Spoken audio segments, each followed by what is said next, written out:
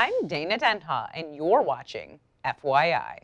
When an emergency occurs, we all know the number to call to get the help we need from first responders. As times change, these men and women who help keep our community safe are getting to know the people that make up Ann Arbor. Veterans Memorial Ice Arena was swarmed by police and fire personnel on a mission to break the ice. Today is Skate with a Hero, and it involves the police department and the fire department. And we've invited kids of all ages really to come out and have an opportunity to meet both personnel from the fire department and the police department. It's tremendously important to have these kind of events just so the community can get to know their heroes, both the fire and the police department. They come to work every day and they put their life on the line, and I think it's really important for the community to get to know our police officers and our firefighters and vice versa. Today we have 7 of our firefighters that are also on the hockey team, part of skating with the community today. So it's a great way for us to interact with the community and do something that the firefighters enjoy and be able to interact with the residents. It's a big bonding thing. So you help each other out on the ice and show people how to skate or help people back up. It's always important to get out and get to know your local community service members and your first responders, because they're part of the community too, and their job isn't just to be there in an emergency, but to help build the community. We're coming to the age where it's really important to engage the community in that type of way so that they feel like they're partners in solving crime in their community. Stay tuned, and we'll be back shortly with more news and information.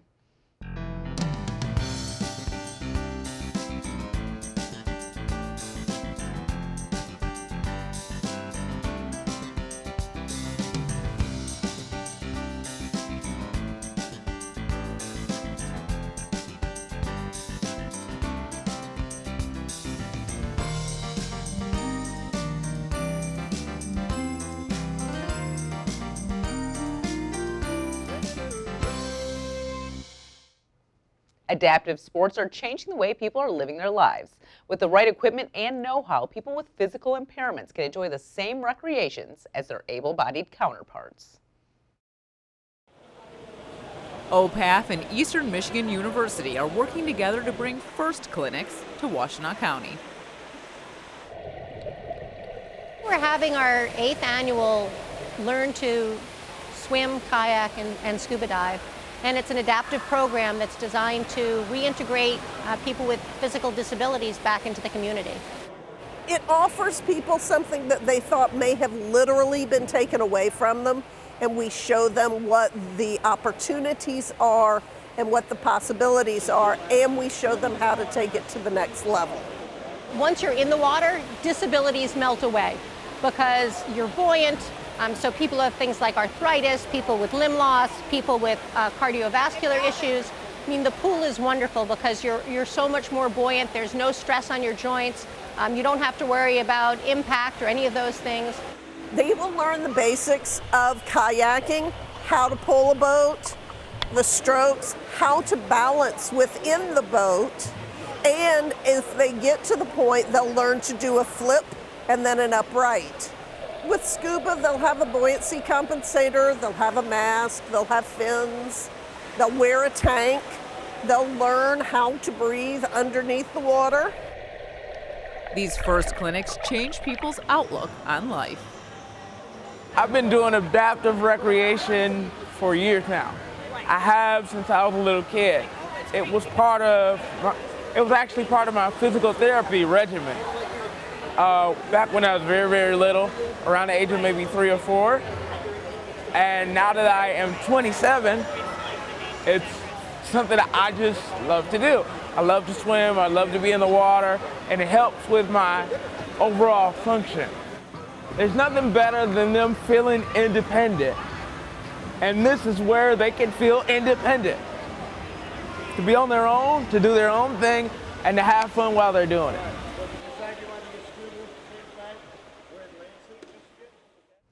Our four-legged friends love to get out of the house, smell the fresh air, and go for a brisk walk or run. Learn about dog licensing, leash laws, and more in this month's City Roundup in 60.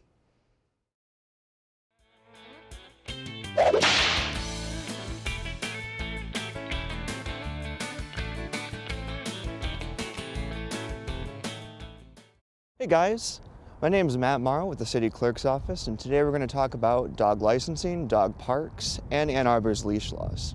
So dog licensing is extremely important, not only because it's state law, but it's also regulated by local ordinances. So Ann Arbor provides 3 different options in 1, 2, and 3-year intervals based on the rabies vaccination expiration date.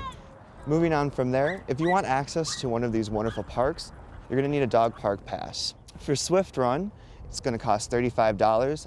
Olson and Broadway can come together at $15, and that leaves All City at $45.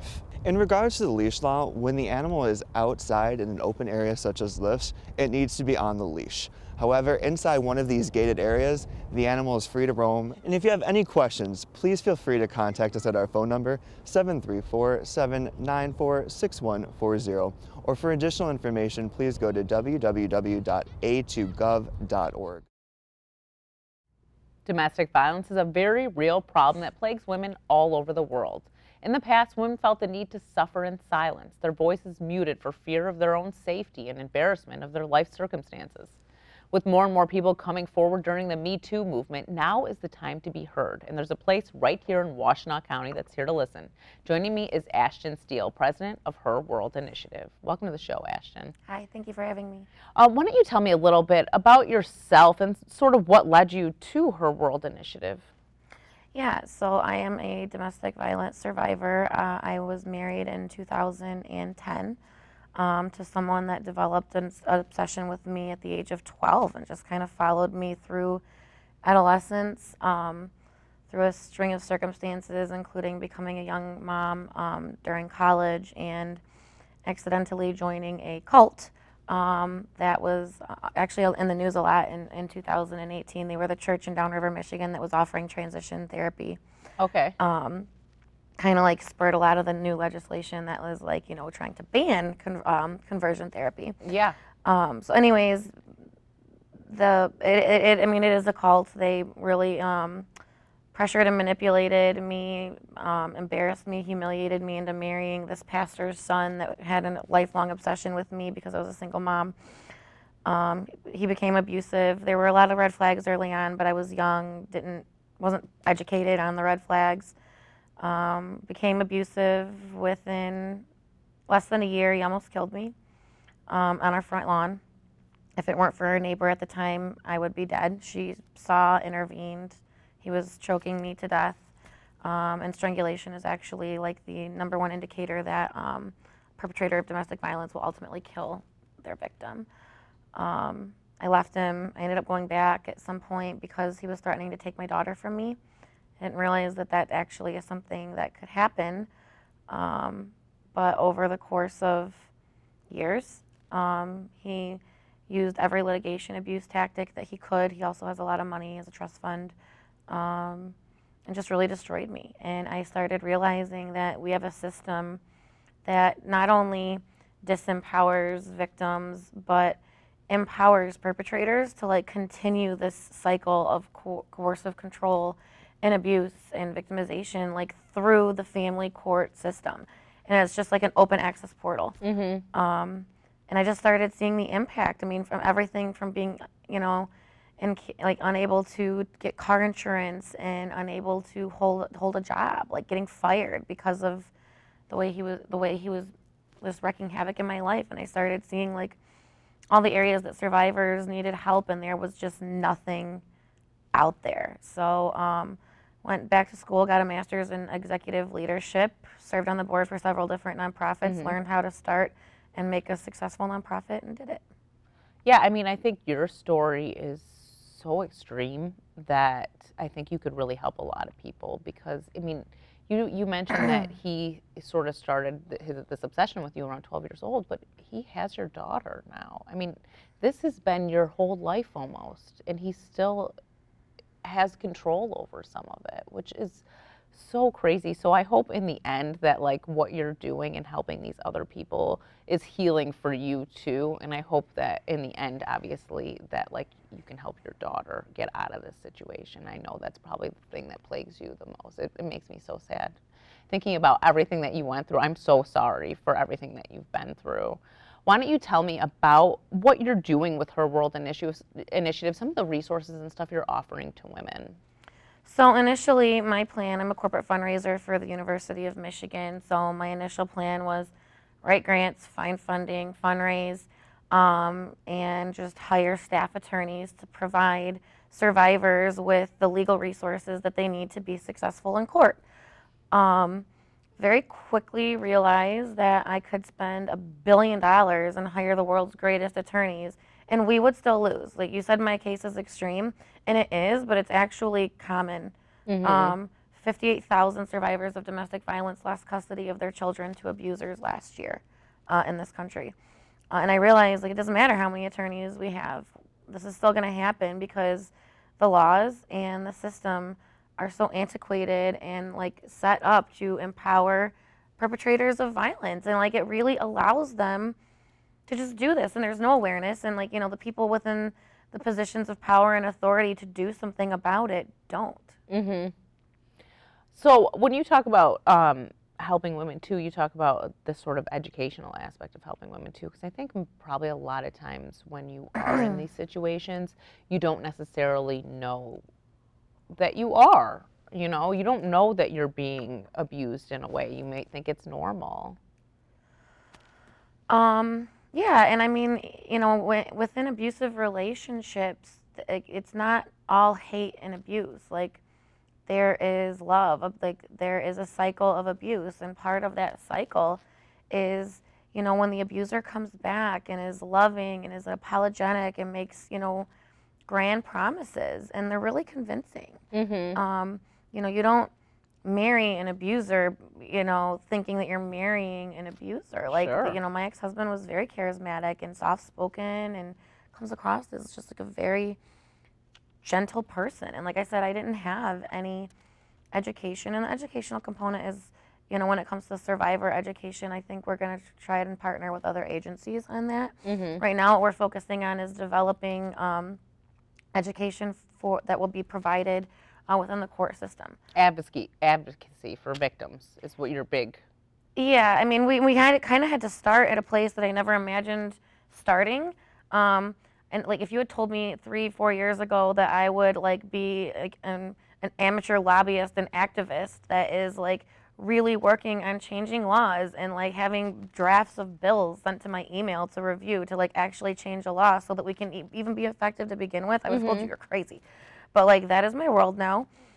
We are working on passing a law that would mandate the judges in these cases to have domestic violence training. There was a bill put forth in 2018 that would mandate cosmetologists to have domestic violence training. And having had a lot of beauty treatments in my lifetime, I can tell you right now that you're never going to be allowed to go back and get your hair or your nails done if your abuser ends up finding out that you told your cosmetologist about it and it resulted in some sort of action being taken against him. So I contacted some of the people that sponsored that bill, and I said, why are you going to mandate cosmetologists that aren't responsible for the lives of these victims to have training, but the judges that have authority over the lives of survivors and their children are not required to have training? So working on that, developing the training in partnership with U of M School of Social Work students and faculty, and just really working on, like, we had to kind of start at where we, like, setting it up to where we can be effective to begin with before we can even hire attorneys and take on cases and protect people's children and get people's kids back. How can people reach out to you? Their website? Is there an email? Yeah, herworldinitiative.org.